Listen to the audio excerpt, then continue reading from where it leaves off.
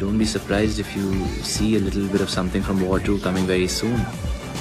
I'm excited. চলে এসেছি বেশ একটা আপডেট নিয়ে। প্রথম যেটা বলবো সেটা ওয়ার টু তে কিন্তু টাইগার শ্রফ আছে, যেটা কিন্তু একদম কনফার্ম হয়ে গেছে এবং সে নিজেই সেটা বলেছে।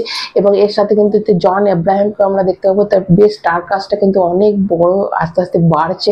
নেক্সট তোমাদের যে আপডেটটা দেবো সেটা হচ্ছে খলনায়ক থেকে আসছে। খলনায়ক কিন্তু আবার নতুন করে শুরু হচ্ছে এবং খলনায়ককে মানে খলনায়ক পার্ট 2 তার স্ক্রিপ্ট কিন্তু রেডি হয়ে গেছে এবং এতে সঞ্জয় দত্ত এবং মাধুরী দীক্ষিত দুজনেই থাকছে এবং তার সাথে কিন্তু একজন ইয়ং কোনো একটা থাকবে, সেটা এখনো জানা হয়নি।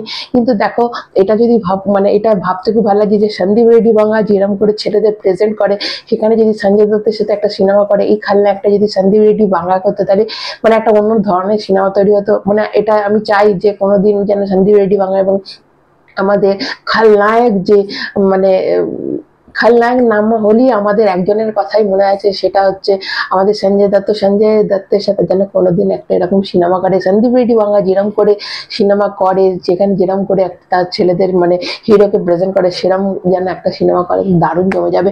নেক্সট তোমাদের যে আপডেটটা দেবো সেটা হচ্ছে কান্নাপ্পা সিনেমার যে হার্ড ড্রাইভটা তো মানে যেটা মিসিং হয়ে গেছিলো সেটা পাওয়া গেছে এবং কে চুরি করেছে সেটা মানে ধরা পড়েছে। কিন্তু অ্যাকচুয়ালি কে করেছে দেখো, সিনেমার যে বিষ্ণু মঞ্জু এবং তার যে ভাই আছে মনোজ মঞ্জু, তো মনোজ মঞ্জুর যে তার আন্ডারে যে কাজ করে সে এটা নিয়েছে এবং এখন কিন্তু জানা যায়নি যে মনোজ মঞ্জু কি চুরিটা করতে বলেছে কিনা, সেটা কিন্তু এখনো জানা যায়নি। এআর মুরগা দোষ একটা সিনেমা করছে শিবা কার্তিকের সাথে, সেই সিনেমাটার নাম তোমাদের বলে দিই, সেটা হচ্ছে মাদ্রাসি বলে সিনেমাটার নাম। এবং তার টিজারটা যদি দেখো, ব্যাপক একটা টিজার হচ্ছে। এই এআর মুরগাদোষী সলমান খানকে নিয়ে যখন সিনেমা করেছিল তখন কিন্তু দেখো সিনেমাটার মধ্যে সিনেমাটা একটু ভালো হয়নি, কিন্তু এইটাই যদি মাদ্রাসি সিনেমাটা দেখো তাহলে দুর্দান্ত একটা মানে সে যে ফাইনাল শুট এখনো বাকি আছে, ফাইনাল যে শিডিউল সেটা শ্রীলঙ্কাতে শুট হবে এবং দুর্দান্ত কিন্তু একটা সিনেমা, যেটা মনে হচ্ছে দেখো প্রত্যেকটা ডাইরেক্টর তার সিনেমা তৈরি করার আগেই তার একটা ভিজুয়ালাইজেশন থাকে যে এইভাবে সিনেমাটা করবো, কিন্তু সেখানে যদি হিরো কোনো রকম ইন্টারফেয়ার করে তো সেইখানেই বন্ধ করে যায়। এই সিনেমাটাকে মানে সিকান্দার সিনেমার ক্ষেত্রে এটাই হয়েছিল যে আমাদের সলমান খান সব ব্যাপারে খুব ইন্টারফেয়ার করেছিল। তো সেই জন্য এই ব্যাপারটা হচ্ছে এই যে সিনেমাটা যেটা আসছে মানে যে সিনেমাটা তোমাদের বলি যে গালওয়ান ভ্যালি, এই সিনেমাটা তো কিন্তু অপূর্ব যে সিনেমাটা, এটা তো কিন্তু অনেক হিরোদের আস্তে আস্তে ঢোকানো হচ্ছে। এই সিনেমাটা একটা অ্যাকশন সিনেমা, কিন্তু এখানে আস্তে আস্তে কমেডি কিন্তু ঢোকানো হচ্ছে। এইটাইতেই গন্ডগোল হয়ে যায় যে একটা ডাইরেক্টর একটা ভেবে সিনেমা করে কিন্তু পুরোপুরি তারপর আস্তে আস্তে পাল্টে যায়।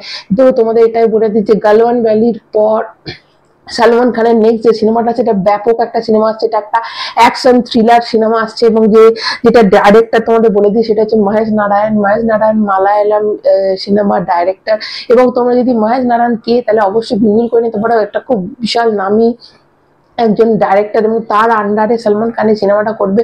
এবং চাইবো যে সলমান খান যেন এটা কোনো ইন্টারফেয়ার করতে না পারে। সলমান খানের একটা ব্যাপার আছে, তার অনেক বন্ধু থাকে যারা কিছু মানে এককালে অভিনয় করেছে কিন্তু তারা খুব একটা কিছু সাকসেস পায়নি, তাদের নিয়ে সব ঢুকিয়ে দেয়, যেটা কিন্তু গালওয়ান ভ্যালিতেও কিন্তু শোনা যাচ্ছে যে তার ওখানে অনেক ঢোকানো হয়েছে। এবং দেখা যাক যে এই সিনেমাটাতে চাইবো এই সিনেমাটা যেন এরকম না হয়। এবং তোমাদের পরপর একটা আপডেট দিদি, সেটা হচ্ছে ভিকি কৌশল কিন্তু গুরু দত্তের বায়োপিক হচ্ছে, তাতে কিন্তু অ্যাক্টিং করছে এবং বায়োপিকের যে গুরু দত্তের ক্যারেক্টারটা কিন্তু আমাদের ভিকি কৌশল করছে।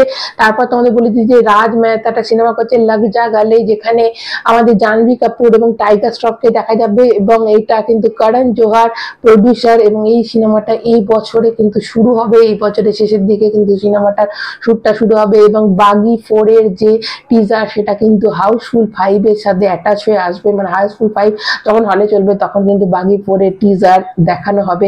এবং এর সাথে তোমাদের জানিয়ে রাখি যে আমাদের কিং সিনেমাটা, শাহরুখ খানের কিং সিনেমাটা যেটা 2 অক্টোবর 2026 সালে রিলিজ করছে, সেটার সাথে কিন্তু দৃশ্যম 3 এর ক্লাস হচ্ছে। দৃশ্যম 3 কিন্তু একই দিনে রিলিজ করছে। এবার দেখার কোন সিনেমাটা মানুষের মনে বেশি পছন্দ হয়। দেখো দুটো সিনেমা একসাথে রিলিজ করলে এটাই প্রবলেম হয়ে যায়, দুটোই ভালো ভালো সিনেমা, মানুষ কোনটা দেখতে যাবে, এটা একটা দর্শক একটা ভিউয়ার্সের মধ্যে একটা দর্শকদের কিন্তু খুব এটা চাপের ব্যাপার হয়ে যায় যে তারা কোন সিনেমাটা দেখবে, কারণ দুটো সিনেমাই কিন্তু কিং একটা শাহরুখ খানের সিনেমাটা যে দৃশ্যম, যেটা ফ্র্যাঞ্চাইজি, যেটা বাকি দুটো সিনেমা ব্যাপক হয়েছিল এবং দৃশ্যম 3 আসছে, তো অবশ্যই এবার সেটাই মানুষের মধ্যে একটা ভাগ হয়ে যায়, তাতেই কিন্তু বক্স অফিস কালেকশনটা কমে যায়। তো এর সাথে তোমার জানিয়ে দিই যে শুধু কিং এবং দৃশ্যম 3 নয়, যেটা রাজা সাহেবের সাথে অখণ্ড বলে সিনেমাটা যেটা 5 ডিসেম্বর রিলিজ করছে এবছরই, সেটাও কিন্তু ক্ল্যাশ হচ্ছে। এবার দেখা যাক দুটো সিনেমার মধ্যে কোন সিনেমাটা দর্শকের বেশি পছন্দ হয়। তো আপাতত এইটুকুই, ভালো লাগলে একটা লাইক দেবে, চ্যানেলটা সাবস্ক্রাইব করবে। সবাই ভালো থাকো, এখনো মতো টাটা।